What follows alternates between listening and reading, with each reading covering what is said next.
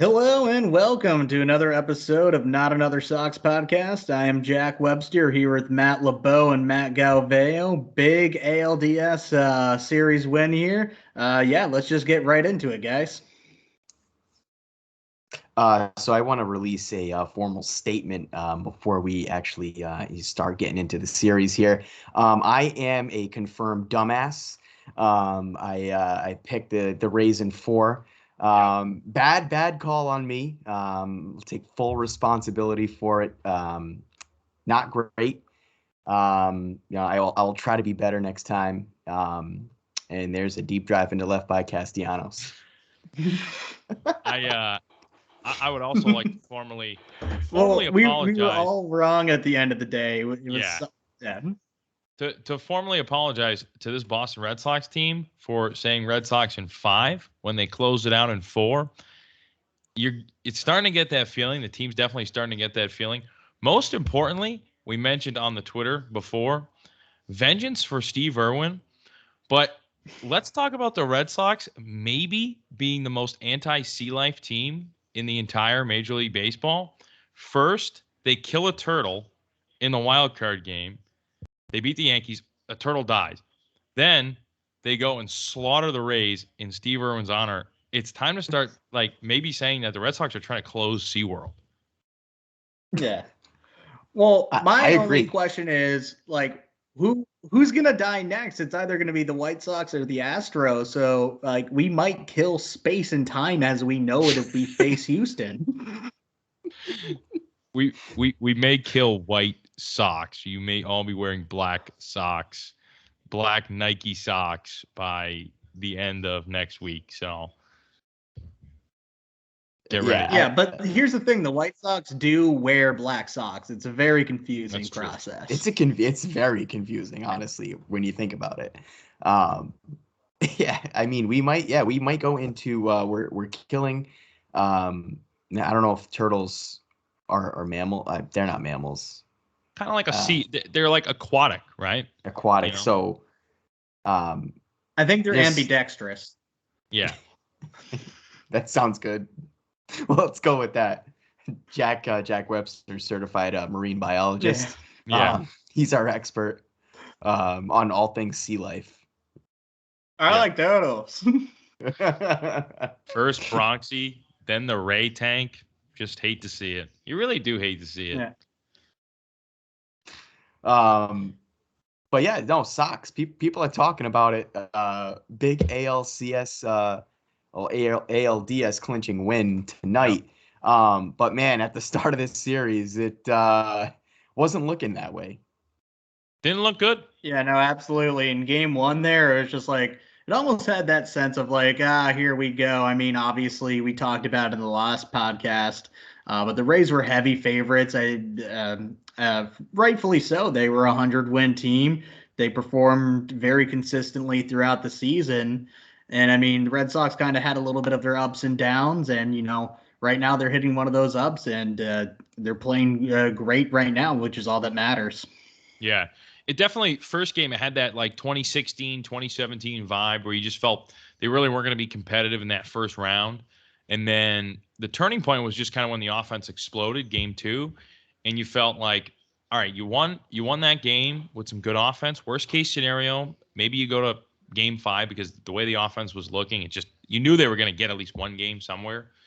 And then it was the magic in game 3. And honestly, a lot of magic tonight.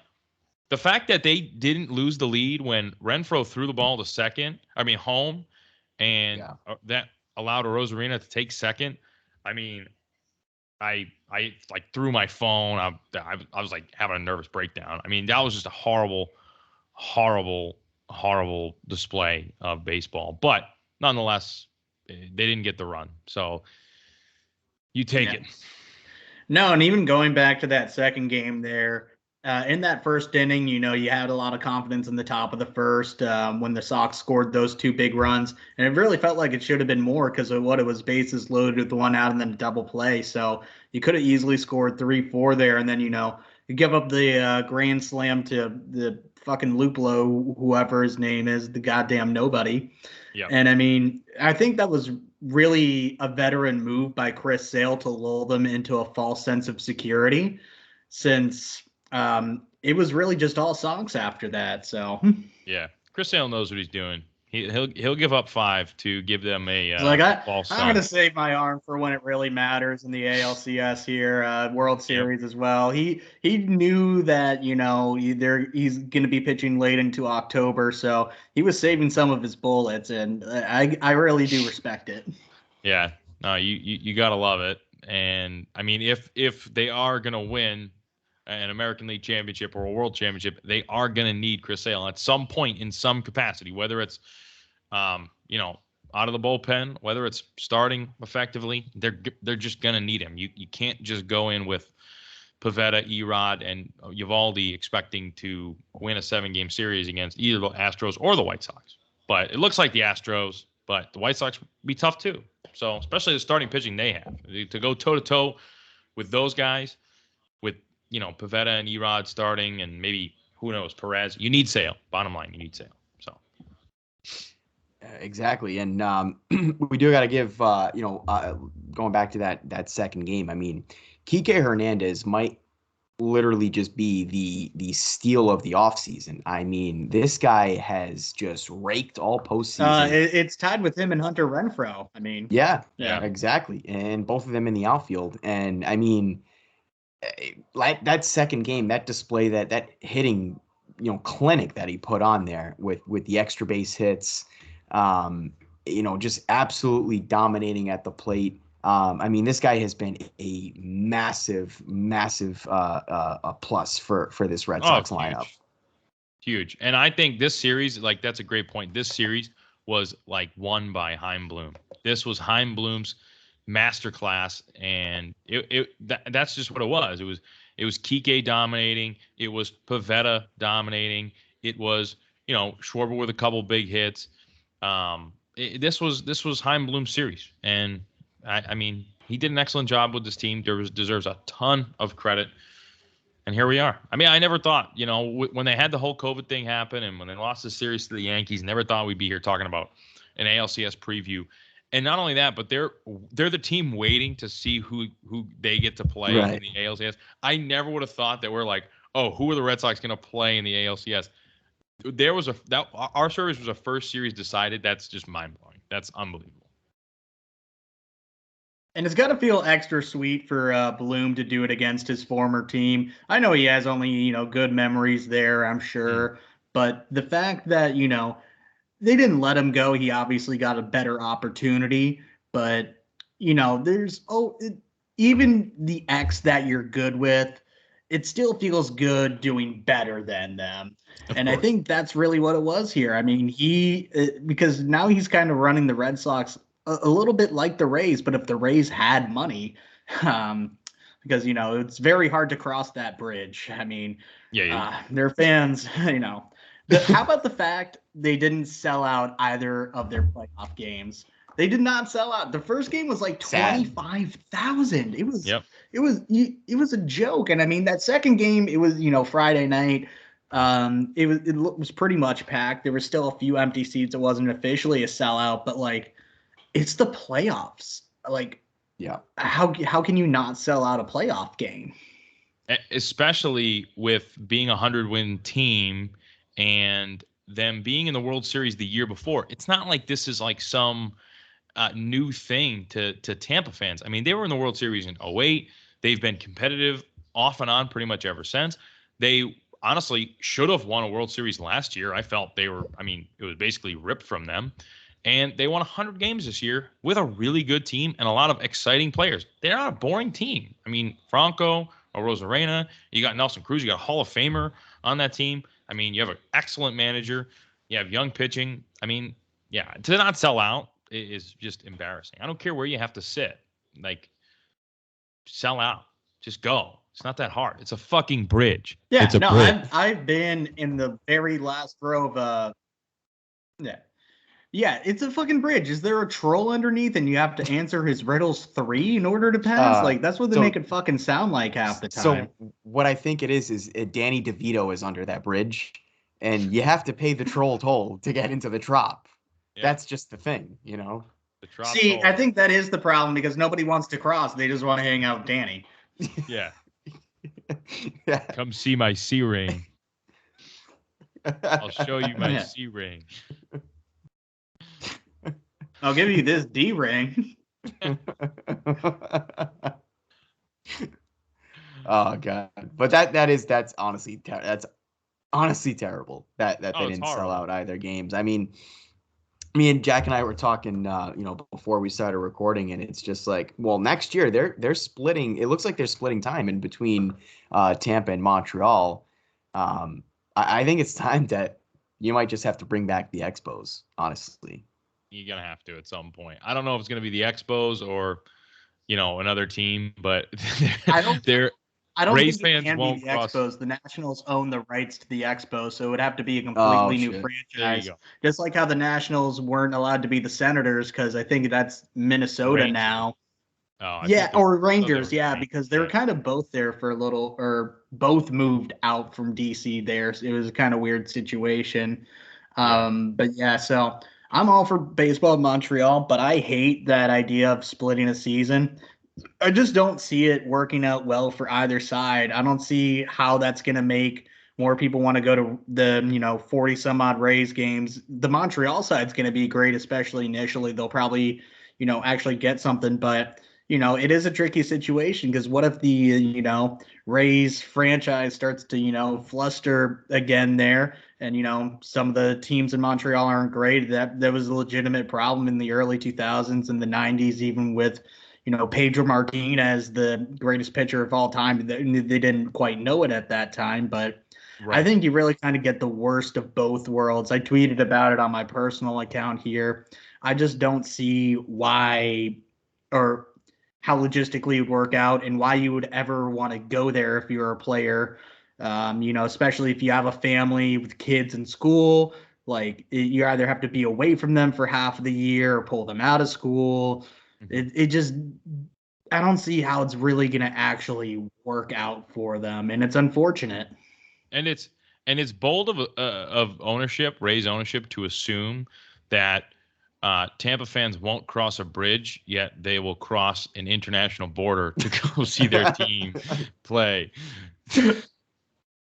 No, but I agree. I mean, as a player, how do you draw players to say like, hey, you have to play half your games in Florida, which is cool, in front of no fans? That's not cool. And then the other half is this completely unknown thing where you're playing in, across the border and I mean, the in the late in the season, like if you play October games there, I mean, it's going to be cold. If you play Yeah. in April and May, it's going to be cold. Like, I mean, it's a whole new selling point for players that you have to figure out. At the end of the day, the biggest selling point is the organization's still going to be run baseball wise the same.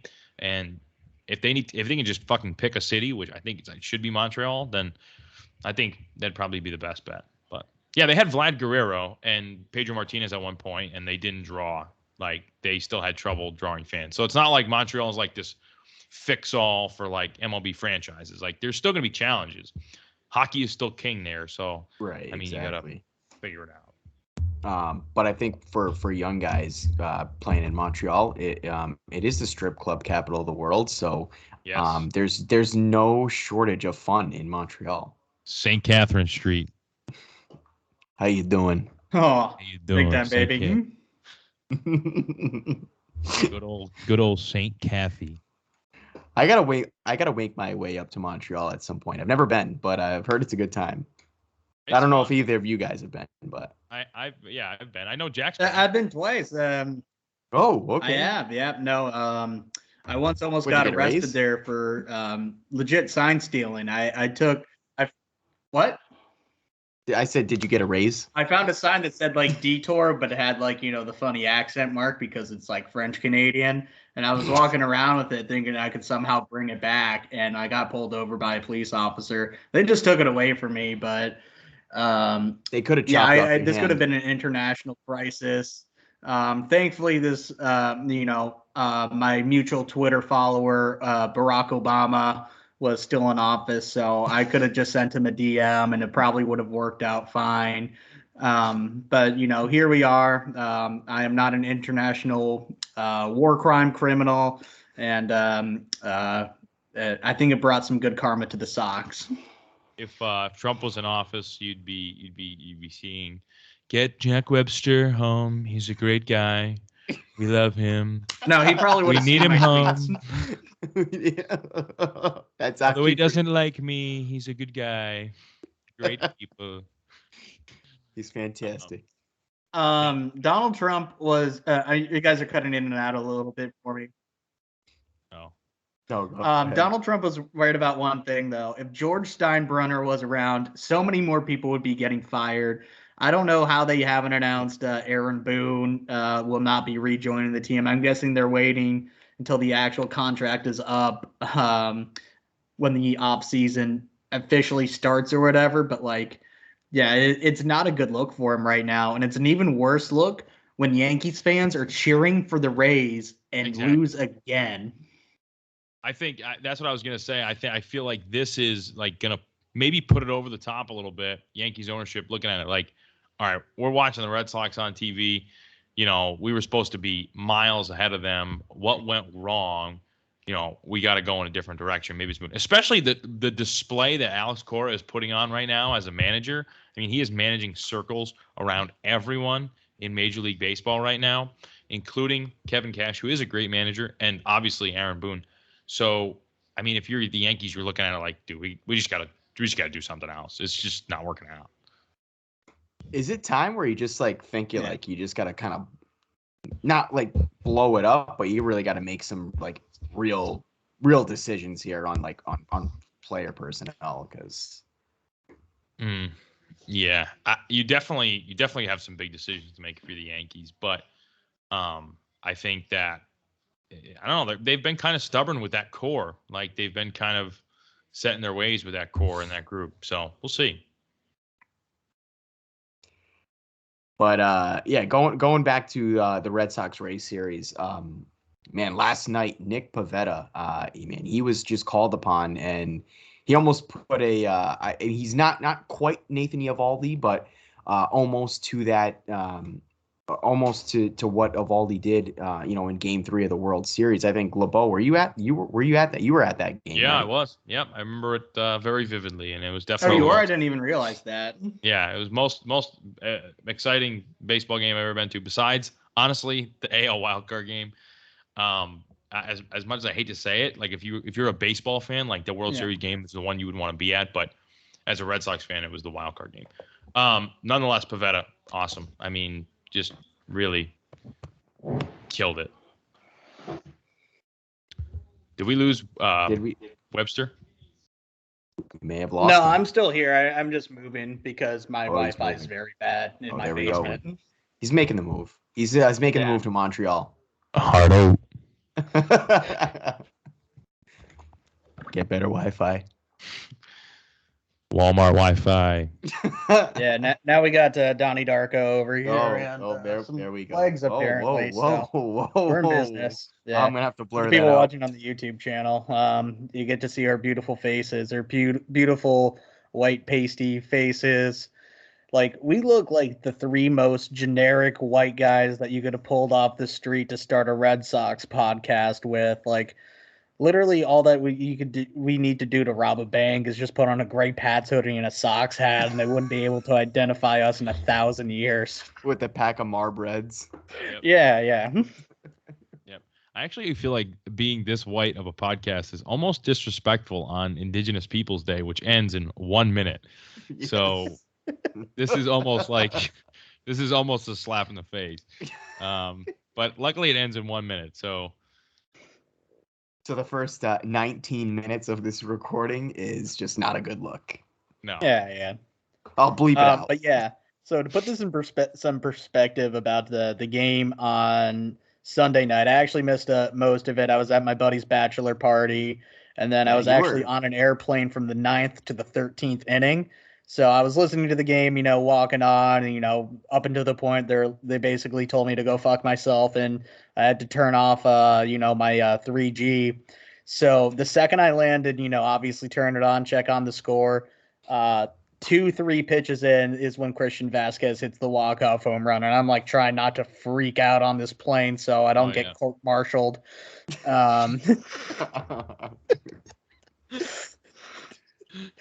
And ended up being great. I was absolutely annihilated. I ended up throwing up in the parking lot of Reagan National Airport, just a little bit. That's awesome.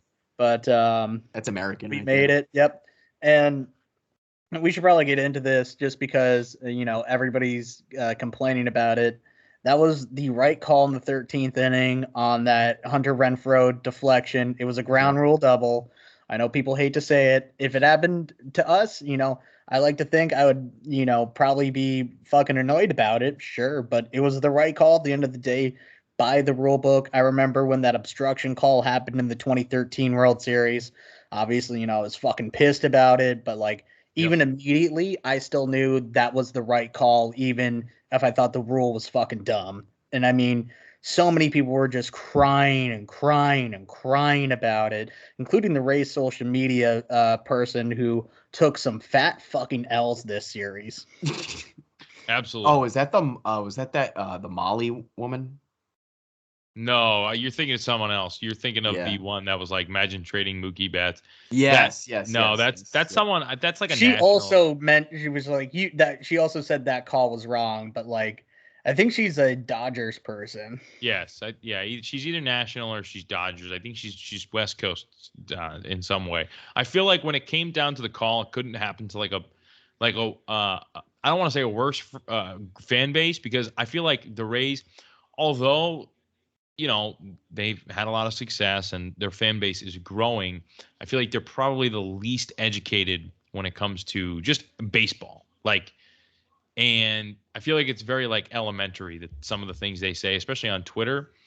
And I feel like that epitomized it. All the takes that you saw from the Rays fans epitomized how truly they don't understand the game. And I'm not saying that, we knew what the rule was right away, but the rule is the rule. And you didn't get screwed. I mean, yeah, maybe you had some bad luck, but no one's out to get you. I mean, it's such a childish thing. Yeah, saying the game is rigged for the Red Sox is just absolutely ridiculous. Right. I mean, the game's not rigged for anybody. It would take so much more planning. Do you really think Manfred is competent enough to pull off a rigged system? You just kind of have to let it play out. And I mean, it did, and you can say even the better team won this series.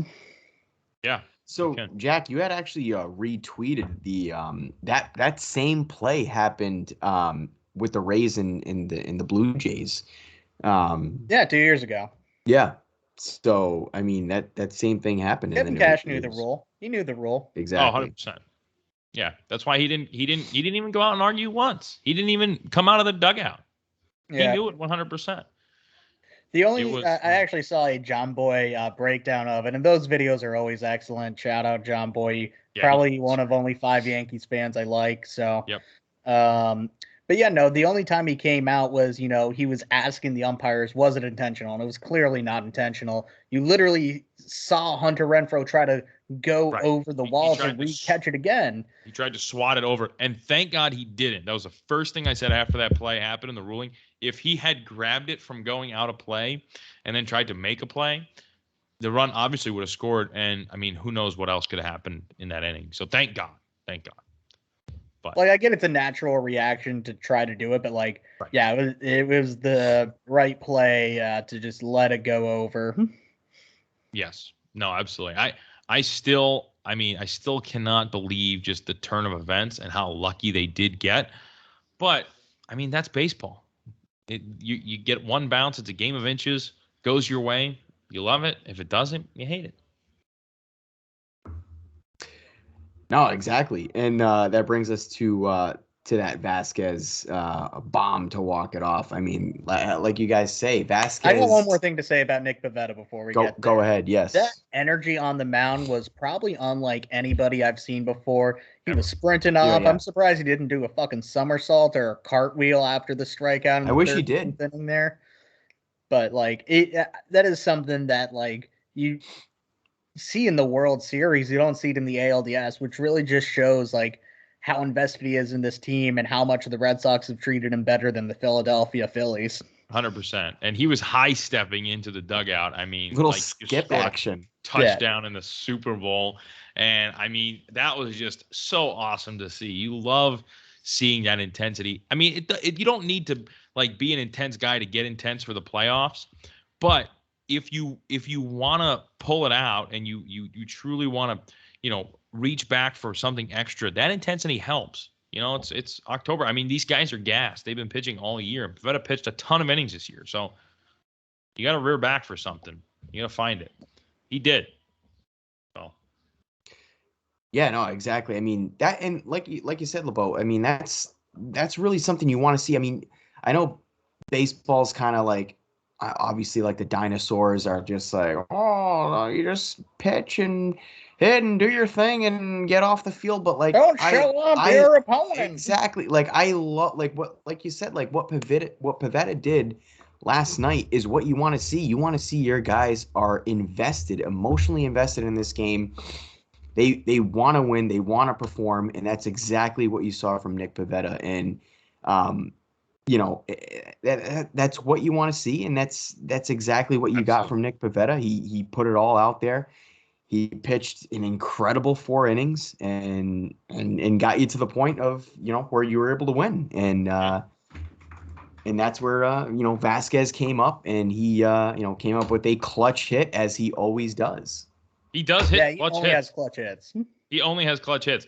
I mean, if people forget that home run in Yankee Stadium in 2018, opposite field, just got over the wall. No, I mean, I know you wouldn't, but some people do.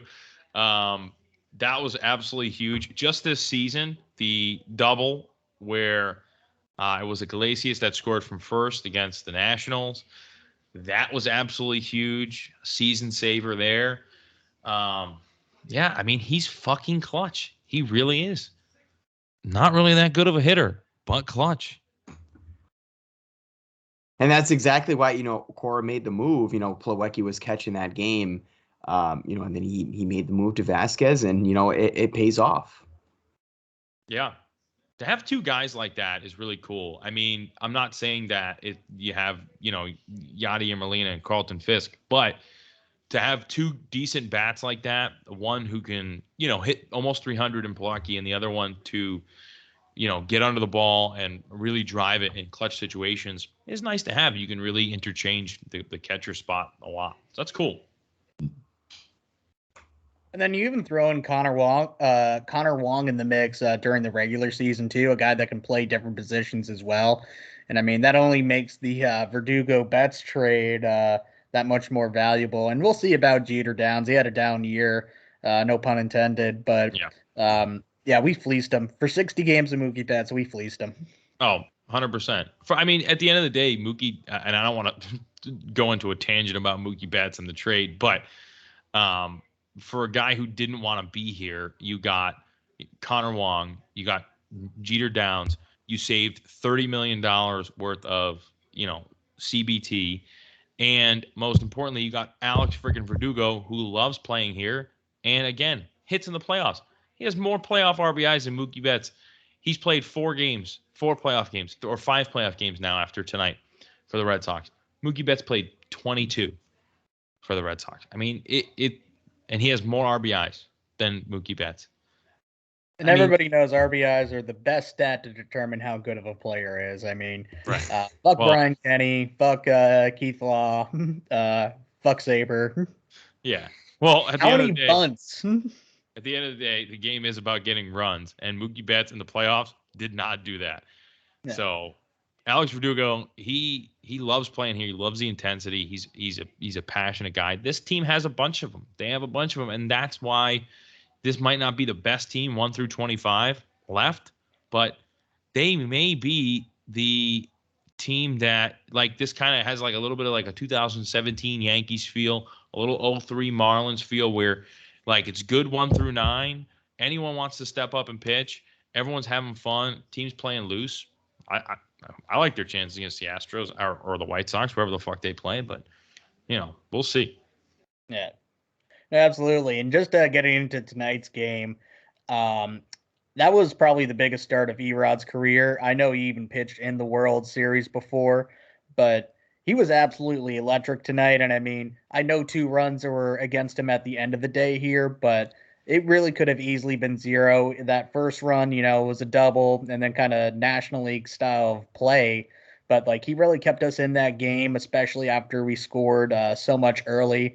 Rafael Devers is not a real human being. He is our large Nope. Dominican son that hits baseball real good, and I love him for it.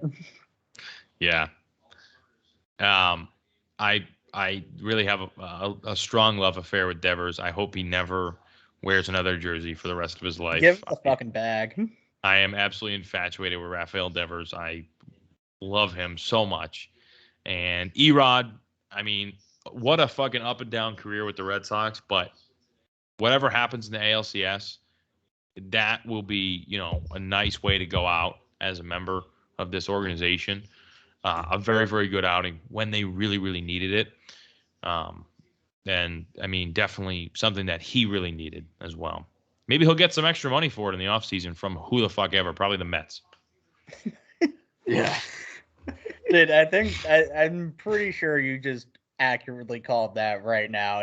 He's 100%. going to the New York Metropolitans. He will pitch exactly the same, Yep. and he's going to be used to that same type of media. Yep. But no, I wouldn't be surprised if they ended up giving him a qualifying offer. Maybe he comes back on a 1-year deal. We'll Yep. worry about that, after the playoffs here. We got plenty more time to talk about that. We got to save some content for the off season too. So Of course. Exactly. And I was just going through Twitter here, and our good friend Steve Peralt just tweeted the Red Sox have won their last 8 straight postseason games with the chance to clinch. Oof. It's pretty good. Wow. That is really good. That is pretty good. Yeah. if you ask me, it could be 9-0, but we'll wait for the next series.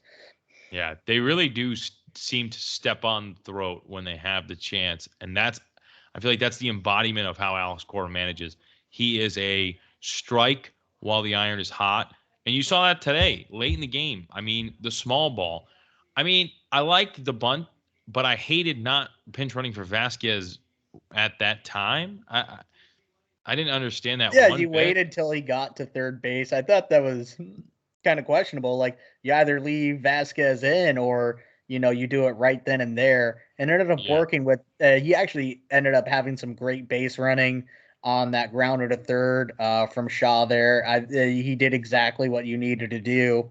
But Right. yeah, no, I'm so glad that Cora at least put in Danny Santana after there, which is this is his only job on the team right now. Correct. He's not gonna get a single at bat. He's only here to run, and Run that's fast. perfectly fine. You have guys on your postseason team that can do that. And I Yeah, mean, you always have guys like that. But if you weren't going to put him in then, I feel like why waste the roster spot almost, So I'm glad he at least put him in when he was on third. But well, he we're definitely already has to- wasting a roster spot with Martin Perez, so Right. Yeah. Same situation. I mean, you could make an argument that Ottavino, Barnes, and Perez all really shouldn't be on the fucking roster because Ottavino, although he's not a bad pitcher, he never even saw the light of day in the ALDS. Did he pitch once? I think he pitched once. I think it was in that first game. Okay. Yeah. Low leverage. Barnes, low leverage game 2. And then Martin Perez, the warm-up queen. I mean, Yeah. he This guy's- It's yeah, the he modern really day does. Drew Pomeranz. yeah. Yeah. That's exactly what you were saying in the group chat earlier, Jack. He is the modern day. He is the 2021 version of Pomeranz. Except Red Sox Nation likes him. I think everybody Yeah. knows that he's not very good pitcher. We didn't spend a lot of money on him, so and it's not like we traded away anything for him. But yeah, going back to what was it, the 8th inning? That was such a frustrating inning, though, on both offense and defense. Of course, you have Brazier, just giving up base hits like nobody's business, and Garrett Whitlock coming in to really just strand that runner at second, saved the game right there. If that run scores, the game's over. We don't score in the ninth inning, or it's just a completely different view or feel. 100%. And then going into the bottom of that inning, you get a gift. You get an absolute gift with Alex Verdugo being at second base, and there is not a chance you fucking run on Kiermaier there. Your chances of scoring are not that much different from Right. second base and 2 outs compared to third base and 2 outs. And when you run like that, you make your chances a 0% chance. So Yeah. it was, the call was wrong. I think it's very easy to tell that, which really just goes to show, hey, the umpires don't rig it, you fucking idiots. Right. Yeah. Right. They got the call wrong. Imagine thinking the umps rig it after fucking that call. Yeah, and then after that one, and then also, dude, the fucking bunt yesterday, the bunt where he fully went around and punched at it, and it was a ran allowed. Yeah. It was a clear strike 3. I mean, a little league level umpire could have made that call. It was one of the worst calls I've ever seen live. He punched at it, and then he after the ball was in the mitt, he tried to sell it and pull the bat back, and the umps were like, "Oh no, he pulled it back." Alex Cora was just in shock. He was like, what are you talking about? That wasn't even close. Horrible call. Horrible. This was another horrible call. Jack Webster in his little league umpiring days could have saw that. Yeah, no, people forget. I threw a coach out once. Did you? Gonna love it. Yeah, and he played for the Little League Red Sox team, which goes to show I am a man of high integrity and honor. Yes, so, you're not biased at all. There's no bias here. I like to think I could do a better job than Angel Hernandez, Joe West, and everybody else. So I just have MLB, if you're looking to hire, slide into these DMs. I will try my best. My knees aren't the best, so I don't know. I might need a chair behind home plate if you want me. But maybe I'll even take a high top stool. I mean, I feel like I can make that work. I'm a little short too, so I think that might be a better solution. But hit me up. I do just have one request, Jack. If you'd like to give us your best strike 3 call, I really want to see. Well, it's a little late, so it's going to have to be a little tamer. Okay. Strike 3, and then I just give him the fucking finger. I love that.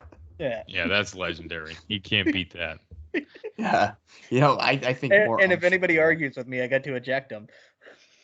Yeah, it definitely is. It is a little late. So that brings me to my quick, brief point. I want to mention managing the excitement of things happening when it's 9:30, 10 o'clock at night, and you have upstairs neighbors or downstairs neighbors, or you have family members in the next room. And it's definitely been a challenge. I've definitely been yelled at by my girlfriend a couple of times when things have happened because I tend to, yell a little bit, overreact. Yeah, you get fired up, whether it's anger, whether it's happiness. But yeah, definitely shout out my neighbors if you're listening. I apologize. I'll get you a fruit basket if they win the World Series. I won't. And then shout out my girlfriend for putting up with my antics. It's definitely been. Are you gonna get them one of the Derek Jeter gift baskets? Yeah, I'll get them a Derek Jeter gift basket for their troubles with an autographed NASP photo. Yeah, 100%. Yeah, that's gonna be real valuable one day. That's probably gonna be worth $1 million? Maybe signed by all 3. Well, I'll sign maybe $5. It's going to be hard to collect all 3 of our signatures together on one piece of memorabilia. Yeah. And we need to make sure that we do the to Jeremy, because that way, otherwise they're just going to sell it. We need to make sure it's customized. It's custom. Custom, yes. Yeah. Yeah. That's coming in the near future. Yeah. Yep. Please contribute to my Patreon. We have cool prizes every month here. OnlyFans. We should get an OnlyFans account. Yep. Jack, you got to set that up. Yeah, we just do a podcast completely naked, hogs out. Oh, you guys are wearing pants? I won't be wearing pants for a while after that win tonight. I am very, very excited. I love that tweet that Lou Merloni had like a few days. I think it was the AL wild card game. He was like, put runs up on the board. I want to watch the 8th inning naked or something like that. He definitely, I relate to Lou more than any of the Red Sox media personalities or any Boston media personality more. He is so into it, and you can just tell it's pure raw emotion from a guy who just absolutely loves that team more than anything and will defend them to the death. Like the whole feud right now between WEI and the Sports Hub, how the Sports Hub tells you to hate the Red Sox and how they Tony don't cover the Red Maz, fuck Sox. Tony Maz. Yeah, I mean, all my homies hate Tony Maz. Yeah, but like it really is. It's the whole network, and it's all these fucking like loser wannabe, just basically football guys that went to UMass and got a fucking bullshit degree who just like broke into the industry and just are like, oh, I hate baseball, and they don't want to watch baseball, so now they tell you not to watch it. So they only want to talk football, and it's just like, I get it. You know, if you want to talk football, that's fine. Great sport, it's most popular sport, but there's a baseball team that people care about. Don't tell them not to watch it because you don't feel like watching it. No, they're telling them not to watch it because they don't have the broadcasting rights. They want to take money out of WEI's pocket, and they know that WEI is the Sox, Shaw's and Star Market Red Sox radio network. Yep. Great plug, Jack. Yeah. Like I said, we're really trying to get these sponsors here. Please give me your money. I will plug whatever you want. My dog needs food. Ronald's napkins. I think that's copyrighted. We got to make our own brand here. Yeah, we're getting sued. Yeah. We're we might as well just call ourselves Section 11. This is Section 8. Yeah. This is the ghetto. We're on food stamps. Yeah, Section 9. We're on the third base side. CVS, no alcohol, family section. Dude, I went to opening day there in 2019, and I was like, man, why is this ticket so cheap? And then I ended up just treating it as a standing room, essentially. Yep, you got to. We've all been down that road at one point in time. Like, I think one time it was like, I think it was one of my friends was like, hey, let's go to the game. And we got there and I was like, dude, this is fucking the CVS family section. I'm going to kill you. Yeah.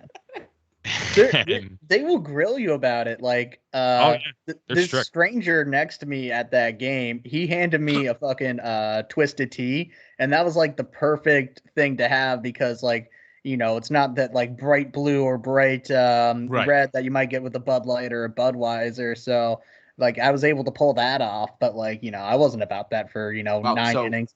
Plus that game was freezing cold rain. It was one of the most miserable I've been at Fenway, especially considering, the game. I think there was a steal of home against the Blue Jays and Chris Sale. It was, Yeah. So Jack, I just want to point out, I mean, you stole a sign internationally, and you drank alcohol in the CVS family section. This is not a good look for you. I'm just going to point out this show is for entertainment value only. Nothing can be said or used against me in a court of law. And if you're a cop, you have to tell me. Without the express written consent of NAS podcast. Yeah. May not be disseminated without the express written consent of NASP podcast. TM. No prosecution.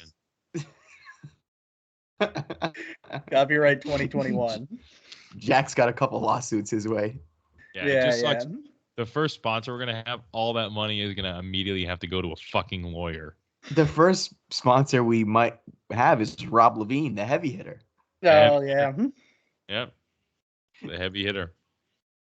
By default. I can only imagine, like, the few people living outside of New England. It's just like, Rob Levine? What are you talking about? For those of you who don't know, he is that exact lawyer that you see on a billboard no matter where you go in the country. So that should fill you in on everything that you need to know at this point. Yeah, he's Rhode Island's variation of, like Jack said, that lawyer.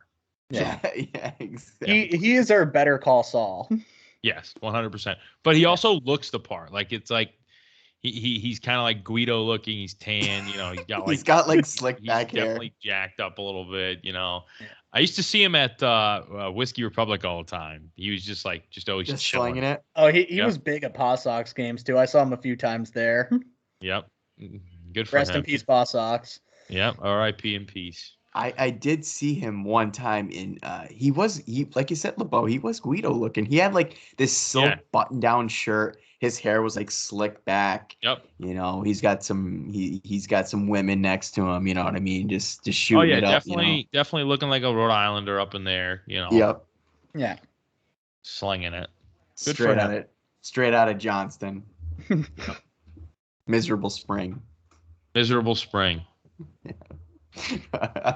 Fuck. But so we're ALCS bound, boys. You got a lot. I like our chances against either team. I know we touched upon it briefly at the very beginning, but I mean, as it stands right now, Astros have a 2-1 series lead. I believe it's McCullers versus Rodon in Game 4 there. So hopefully it goes to a Game 5, and then they both teams kind of have to use all hands on deck there, and you kind of might be able to burn some people before the start of Game 1 of the ALCS, which I believe is on Friday.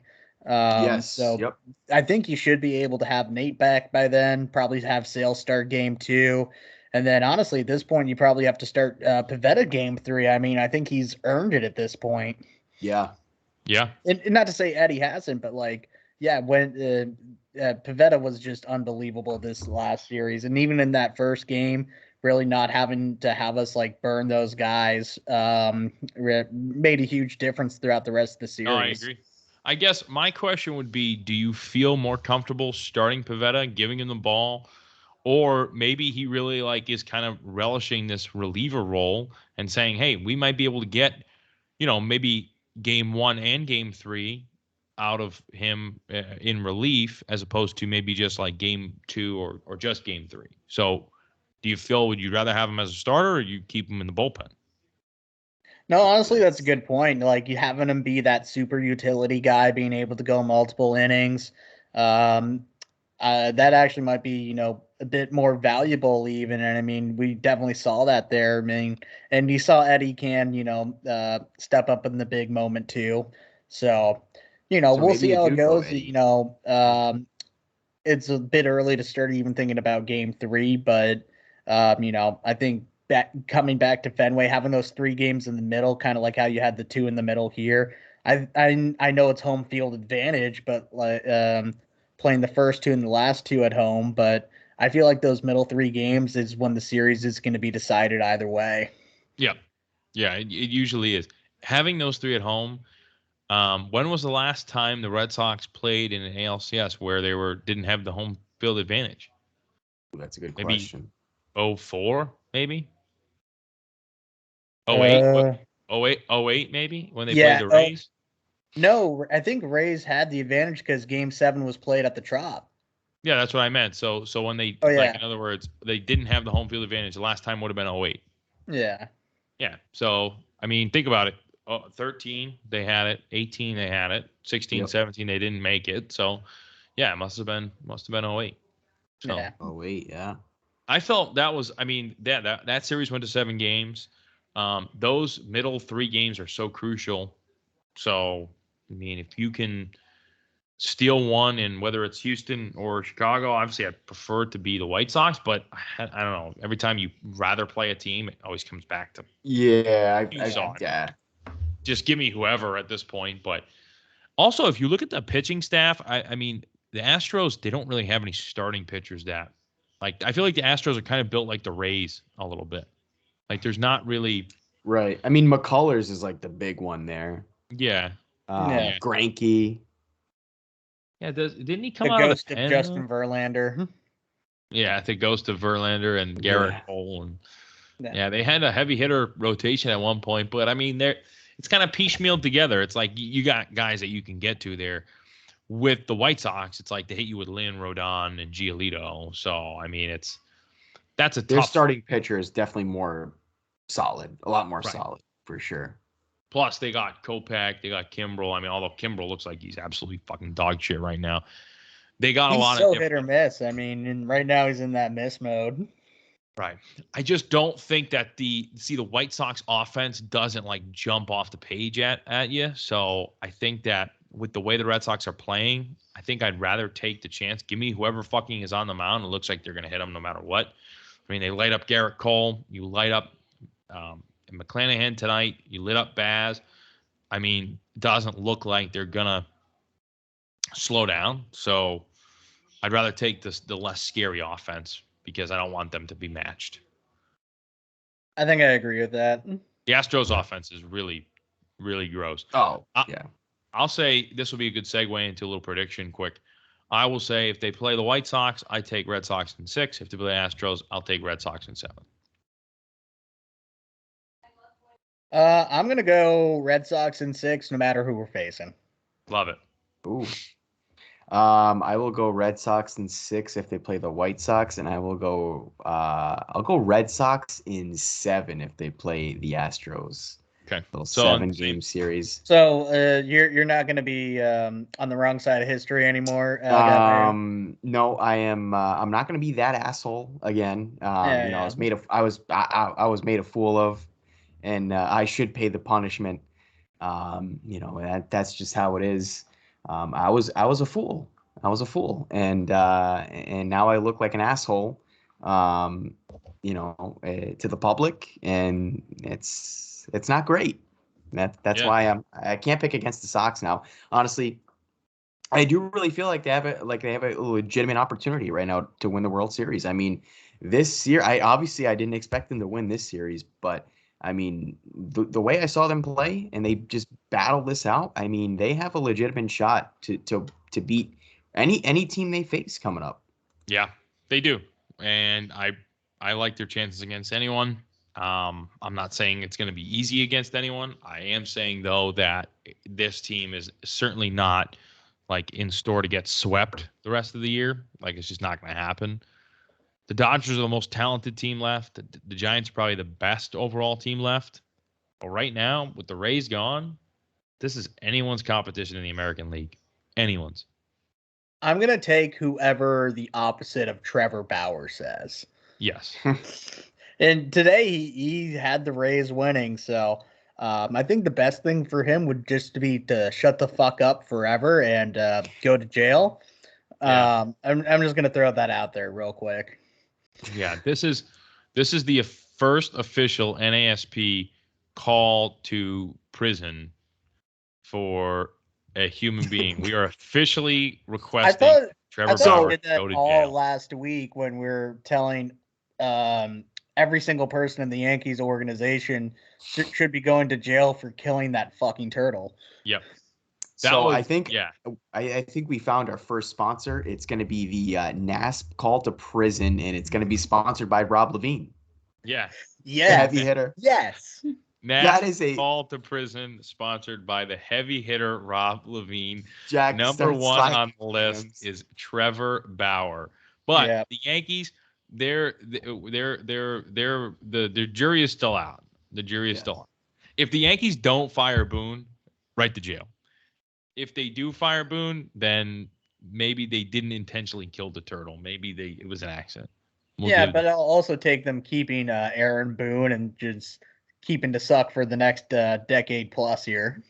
Oh, I'd love that. I'd love that. But the sea life won't. The turtles won't. There's already so much plastic in the ocean. It doesn't matter.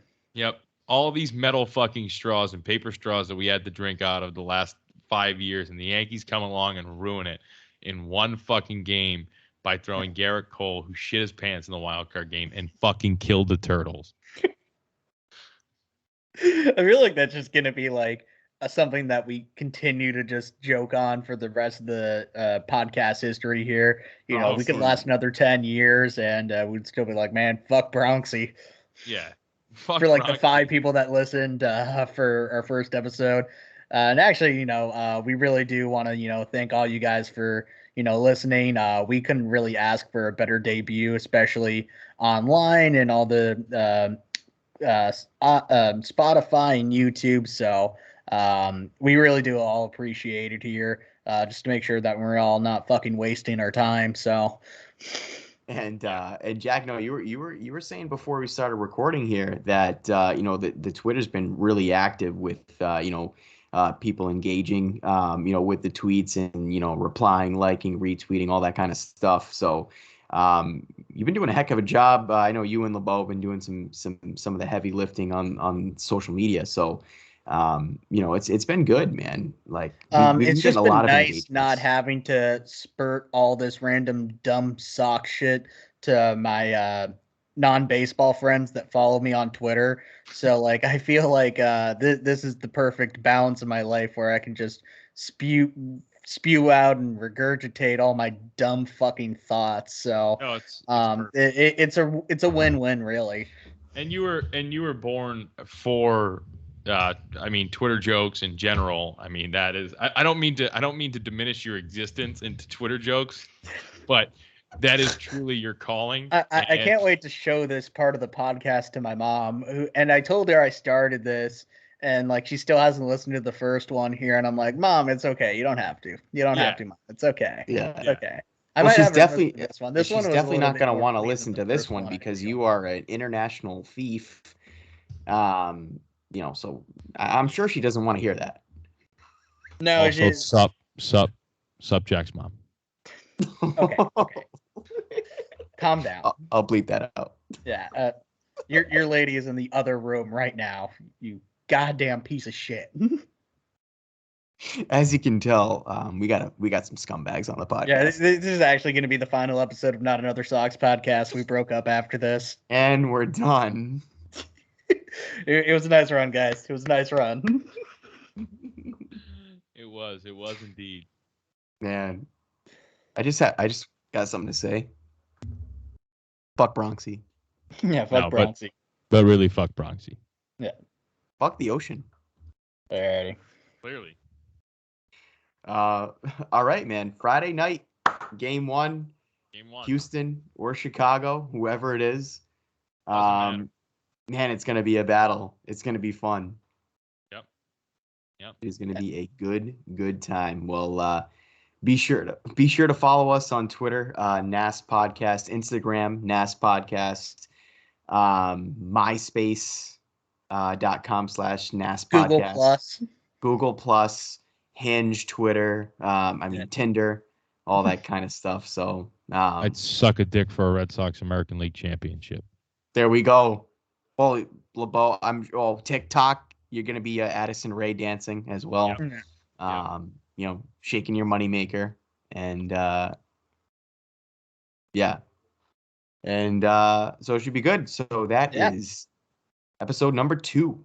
Sox and Six. Sox and Six. Sox and Six. Peace.